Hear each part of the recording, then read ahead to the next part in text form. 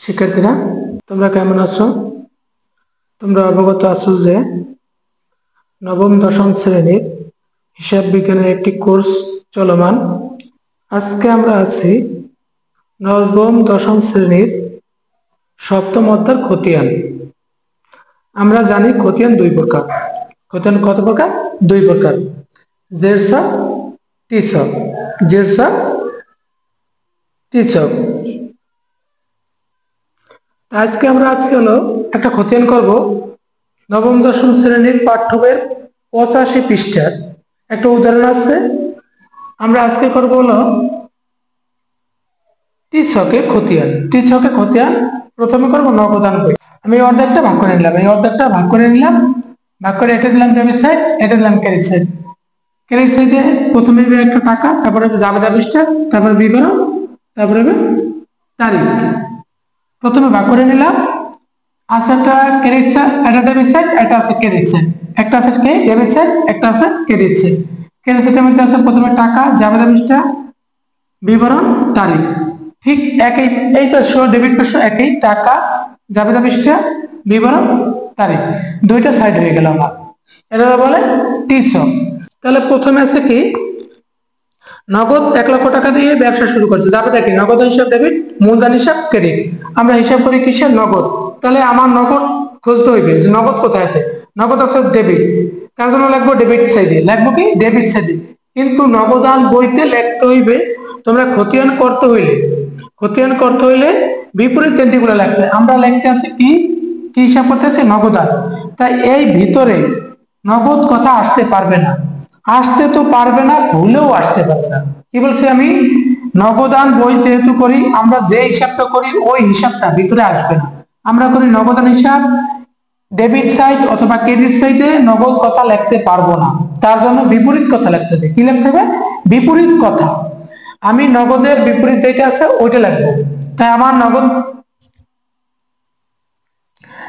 নগদ আছে ডেবিটে, ডেবিটের বিপরীত, নগদের বিপরীত কি? মূলধন। তাহলে লেখে মূলধন হিসাব। মার্চ 1 নগদ ছিল নগদান হিসাব ডেবিট, আমরা হিসাব করি নগদান হিসাব। নগদান হিসাব করি, নগদের বিপরীতে কি? মূলধন। লেখো মূলধন হিসাব। মূলধন হিসাব 1 লক্ষ টাকা, লেখো 1 লক্ষ টাকা। 2 নম্বর এটা দেখো, দ্বিতীয় মার্চ আসবাবপত্র ক্রয়। জাবেদা কি? আসবাবপত্র হিসাব ডেবিট, নগদান হিসাব ক্রেডিট। নগদ আছে কোন সাইডে? আমার ক্রেডিট সাইডে। তাই লিখবো কি? ক্রেডিট সাইডে লিখবো। আমরা হিসাব করি নগদান, নগদ আছে কোন সাইডে? ক্রেডিট সাইডে। বিপরীত কি? আসবাবপত্র। লেখো আসবাবপত্র। মার্চ 2 আসবাবপত্র। আমি কি বলছি? নগদান বই করতে আসি, আমরা নগদ এইটার ভিতরে নগদ কথা লিখতে পারবো না। লিখতে তো পারবো না, ভুলেও লিখতে পারবো না। তা নগদান আছে ক্রেডিট সাইডে, লিখবো ক্রেডিট সাইডে। বিপরীত থেকে আসবাবপত্র, লেখে আসবাবপত্র। আসবাবপত্র, আসবাবপত্র আছে 20,000 টাকা, লেখো 20,000। তৃতীয় তারিখ আছে হলো বাকিতে পণ্য ক্রয়। যাবে দেখি ক্রয় হিসাব ডেবিট, পাওনাদার হিসাব ক্রেডিট। আমরা কি হিসাব করি? নগদান। তাই আমরা জাবেদা পেলাম ক্রয় হিসাব ডেবিট, পাওনাদার হিসাব ক্রেডিট। নগদ কথা নাই, এটা আসবে না, বাদ। পরটা করি পণ্য বিক্রয়। পণ্য বিক্রয় যাবে দেখি 5 তারিখ নগদান হিসাব ডেবিট, বিক্রয় হিসাব ক্রেডিট। নগদান হিসাব ডেবিট, তার জন্য লাগবো ডেবিট সাইডে। বিপরীত কি? বিক্রয়। লেখো বিক্রয়। মার্চ 5 বিক্রয়। বিক্রয় হিসাব, বিক্রয় আছে 25,000 টাকা, লেখো 25,000। তারপর দেখো 8 তারিখ বই ফেরত। বই ফেরত কি? ক্রয় ফেরত। যাবে দেখি পাওনাদার হিসাব ডেবিট, ক্রয় ফেরত ক্রেডিট অথবা বই ফেরত ক্রেডিট। তাহলে আমার নগদ কথা কিন্তু নাই, এটা আসবে না। 12 তারিখ আছে পাওনাদারকে পরিশোধ। যাবে দেখি পাওনাদারকে পরিশোধ। পাওনাদার আসছে, আইসা বলে ভাই আমার টাকাটা দেন। আমার কাছে কে আছে? পাওনাদার। তার জন্য পাওনাদার হিসাব ডেবিট, নগদান হিসাব ক্রেডিট। নগদ কোথায় আছে? ক্রেডিটে। তার জন্য বিপরীত কি? পাওনাদার। লেখো পাওনাদার। পাওনাদার হিসাব, পাওনাদার হিসাব। অনাদার আছে 10,000, লেখো 10,000। দ্বিতীয়টা কি আছে? দ্বিতীয়টা 18 তারিখ আছে, ব্যাংক হিসাব খোলা হলো, ব্যাংক হিসাব খোলা হলো, যাবে দেখি ব্যাংক হিসাব ডেবিট, নগদান হিসাব ক্রেডিট, ব্যাংক হিসাব ডেবিট, নগদান হিসাব ক্রেডিট। নগদ আছে কোথায়? ক্রেডিট সাইডে, লেখো ক্রেডিট সাইডে। বিপরীতে কি? ব্যাংক, লেখো ব্যাংক হিসাব। 18 তারিখ ব্যাংক হিসাব,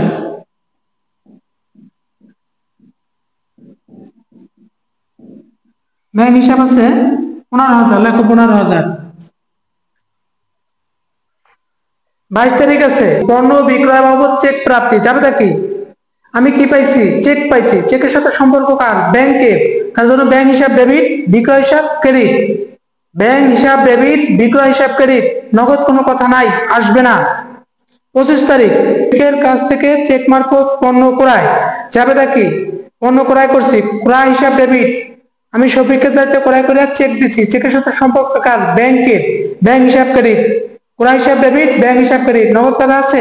না, নগদ কথা নাই, তার জন্য আসবে না। পরটা আছে 28 তারিখ কর্মচারী বেতন পরিশোধ, যাবে দেখি কর্মচারীর বেতন পরিশোধ। আমার কাছে এসেছে কর্মচারী, এসে বলে স্যার আমার বেতনটা দেন। কি এসেছে? কর্মচারী। কর্মচারী এসেছে কিসের জন্য? এসেছে বেতনের জন্য, তার জন্য বেতন হিসাব ডেবিট আর নগদান হিসাব ক্রেডিট। নগদ কোথায় আছে? ক্রেডিট পাশে। বিপরীতে কি? বেতন, লেখো বেতন। 28 তারিখ বেতন, বেতন হিসাব, বেতন আসলে 5,000, 5,000। দেখো আর কোনো এন্ট্রি নাই, দেখো আর কোনো এন্ট্রি নাই, তাহলে আমরা প্রথমে এটা যোগ করব। কোন সাইডে সমানভাবে টাকা উপরে নিচে টাকা লেখার মতো জায়গা রেখে দাগ দেব সমানভাবে। আমরা খতিয়ানে জানি যে যে পাশে বড় হইবে ওই পাশ যোগ করতে হবে আগে।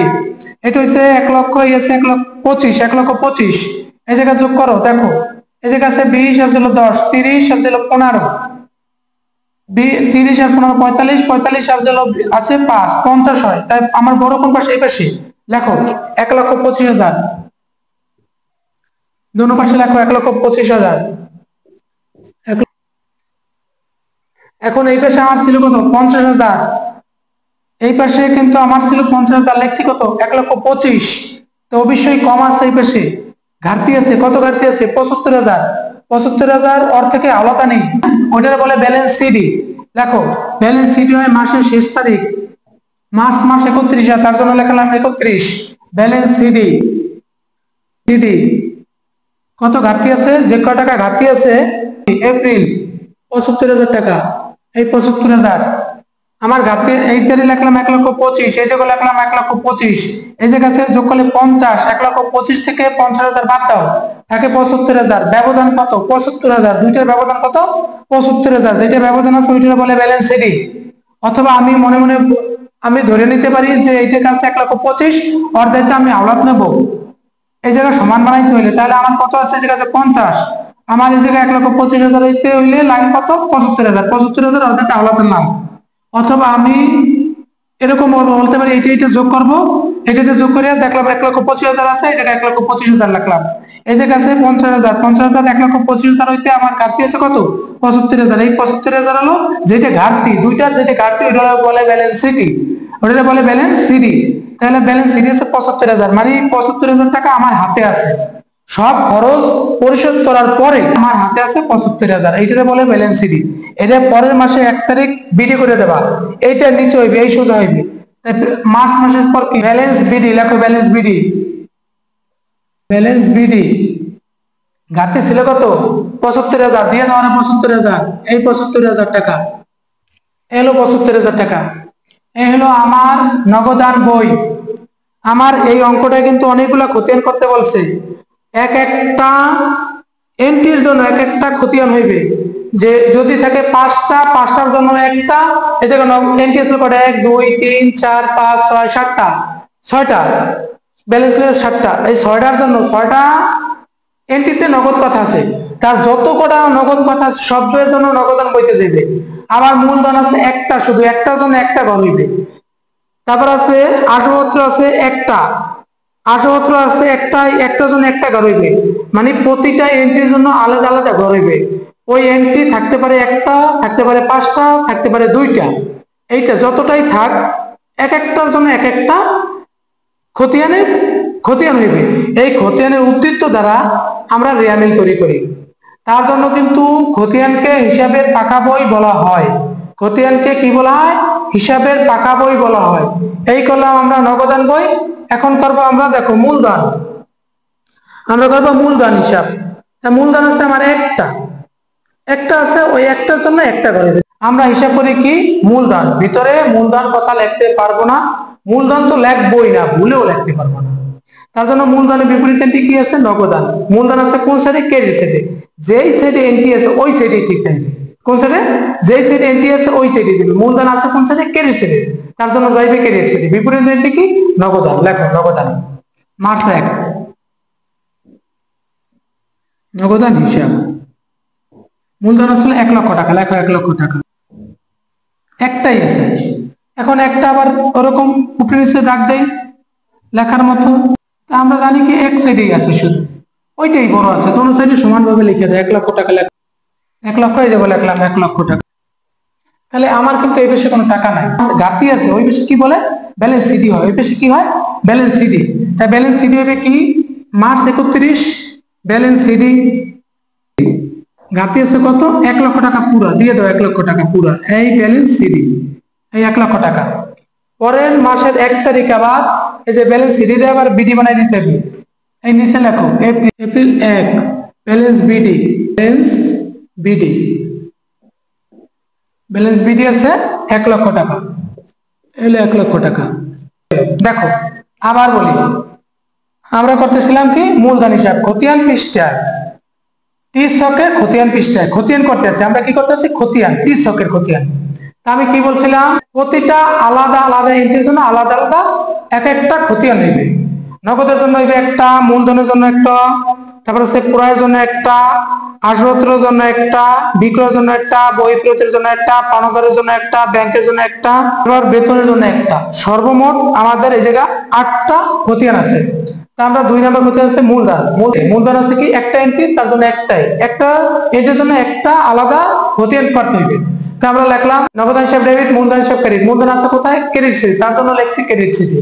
বিপরীত এন্ট্রি লিখতে হবে। খতিয়ানের সবসময়ের জন্য বিপরীত লিখতে হইবে। আমরা যে খতিয়ান করি ওই কথা ভিতরে লেখা যাইবে না, তার জন্য বিপরীত এন্ট্রি কি? নগদান। নগদান আছে, মূলধন ছিল কোথায়? 1 লক্ষ টাকা, 1 লক্ষ। ক্রেডিট ছিল, ক্রেডিটে লিখলাম। এখন আমার ডেবিট সাইডে কোনো এন্ট্রি নাই, ক্রেডিট সাইডে কোনো এন্ট্রি নাই। আমরা সহজে উভয় পক্ষে দাগ দিলাম। এই যে 1 লক্ষ নামাই দিলাম, এটাও 1 লক্ষ নামাই দিলাম। কিন্তু আমার এই পেশে ঘাটতি আছে। আগে নগদান বইতে ঘাটতি ছিল ক্রেডিট সাইডে, এবার ডেবিট সাইডে। যে কোনো সাইডে ঘাটতি হইতে পারে। দেখো এই জায়গায় কোনো টাকা ছিল না, ব্যালেন্স সিডি দিলাম। যেটা ঘাটতি আছে ওইটারে বলে ব্যালেন্স সিডি।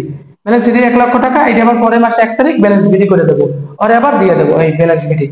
এই করলাম আমরা মূলধন হিসাব। তারপর হচ্ছে আসবাবপত্র হিসাব।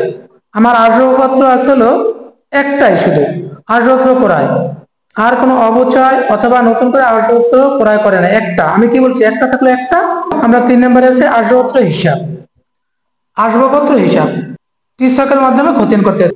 মার্চ 2 আসলো আসবাবপত্র ক্রয়, যাবে কি? আসবাবপত্র হিসাব ডেবিট, নগদান হিসাব ক্রেডিট। আমি করতে আছি আসবাবপত্র হিসাব। আমার আসবাবপত্র আছে কোন সাইডে? ডেবিট সাইডে। আসবাবপত্র হিসাব ডেবিট, লিখবো কোন সাইডে? ডেবিট সাইডে। বিপরীত এন্ট্রি, বিপরীত এন্ট্রি কি? আমি বলছিলাম যে বিপরীত এন্ট্রি হবে। বিপরীত এন্ট্রি কি আছে? নগদান। লেখো নগদান। আছে 2 তারিখ মার্চ 2, নগদান, নগদান হিসাব। আসবাবপত্র আছে 20,000 টাকা। লেখো 20,000 টাকা, এই 20,000 টাকা। আর আমার কোনো এন্ট্রি নাই, তা আবার যোগ করে দিই এরকম। লেখো এই বিষয় লেখো 20,000, লেখো এই জায়গায় 20,000, এই জায়গায় লেখো 20,000। একটা থাকলো একটা, 3টে থাকলো একটা। সিডি হয় মাসের শেষ তারিখ, ব্যালেন্স সিডি, ব্যালেন্স সিডি কত আছে? 20,000 ঘাটতি আছে, এই বেশি কোনো টাকা নেই, 20,000 লেখো। এটির আবার পরের মাসে 1 তারিখ বিডি করো। 1 balance, balance BD, balance BD আছে 20,000 ঘাটতি ছিল। সিডি ছিল কত? 20,000। বিডি হইবে 20,000। সিডি আর বিডি সমান হয়। যে কয় টাকা সিডি ওই কয় টাকাই বিডি। এই হলো আমার আর্যপত্র হিসাব। আর্যপত্র জাবেদা ছিল হলো আর্যপত্র হিসাব ডেবিট, নগদান হিসাব ক্রেডিট। আর্যপত্র ছিল ডেবিট, তার জন্য লিখলাম ডেবিট সাইডে। বিবৃতি এন্ট্রিতে আছে নগদান, লিখলাম নগদান। আছে 20,000, 20,000 লিখলাম। এই পাশে কোনো টাকা নাই, উভয় পক্ষে নামাই দিলাম, যোগ করে 20,000, এই 20,000, এই 20,000। এই পাশে কোনো টাকা নাই, তার জন্য ব্যালেন্স সিডি লিখলাম, ব্যালেন্স সিডি। এই সিডিটা আবার পরের মাসে 1 তারিখ ব্যালেন্স বিটি করে দেব। এই হলো আমার আর্যপত্র হিসাব। তারপর করব আমরা পড়াটা করবো কি বিক্রয় হিসাব। 5 তারিখ আছে পণ্য বিক্রয়, যাবে কি পণ্য বিক্রয় হলে নগদান হিসাব ডেবিট, বিক্রয় হিসাব ক্রেডিট। নগদান হিসাব ডেবিট, বিক্রয় হিসাব ক্রেডিট। বিক্রয় আছে কোন সাইডে? ক্রেডিট সাইডে, তার জন্য লিখবো ক্রেডিট সাইডে। বিপরীত থেকেই 5 তারিখ লেখো বিক্রয় নগদান হিসাব ডেবিট, তাহলে নগদ লিখতে পারি নগদান হিসাব ডেবিট, বিক্রয় হিসাব ক্রেডিট। 5 তারিখ আছে হলো 25,000 টাকা, দেখো 25,000। কি আছে? পণ্য বিক্রয় বাবদ চেক প্রাপ্তি, এটা কি ব্যাংক হিসাব ডেবিট, চেকের সাথে সম্পর্ক ব্যাংকের। ব্যাংক হিসাব ডেবিট আর বিক্রয় হিসাব ক্রেডিট। বিক্রয় আছে কোথায়? ক্রেডিট সাইডে, লিখবো কোন সাইডে? ক্রেডিট সাইডে। বিপরীত কি ব্যাংক, লেখো ব্যাংক হিসাব। এটা হলো 22 ব্যাংক, ব্যাংক হিসাব 8,000 টাকা, লেখো 8,000। বিক্রয় কিন্তু আমার আছে ক্রেডিট সাইডে, তার জন্য ক্রেডিট সাইডে লিখলাম, ডেবিট সাইডে কোনো এন্ট্রি নাই, যোগ করো। আচ্ছা কত? 25 আর 8 33, 33,000 লেখো। বেশি লেখো 33,000। ব্যালেন্স সিডি লেখো, মাসের শেষ তারিখ balance CD, balance CD. CD আছে কত? 33,000 টাকা।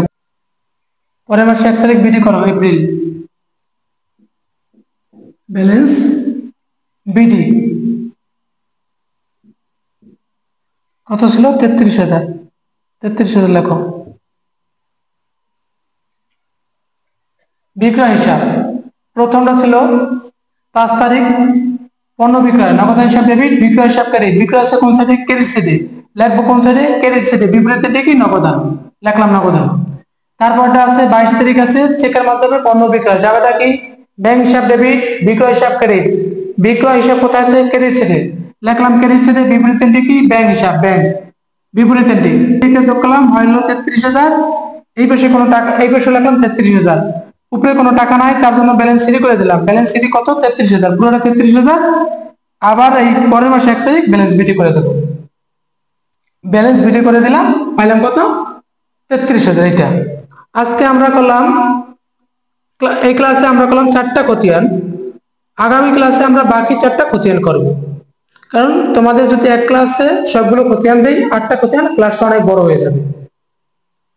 আশা করি তোমরা এই অঙ্কগুলো বারবার করবা, তাহলে অবশ্যই ইনশাল্লাহ পারবা।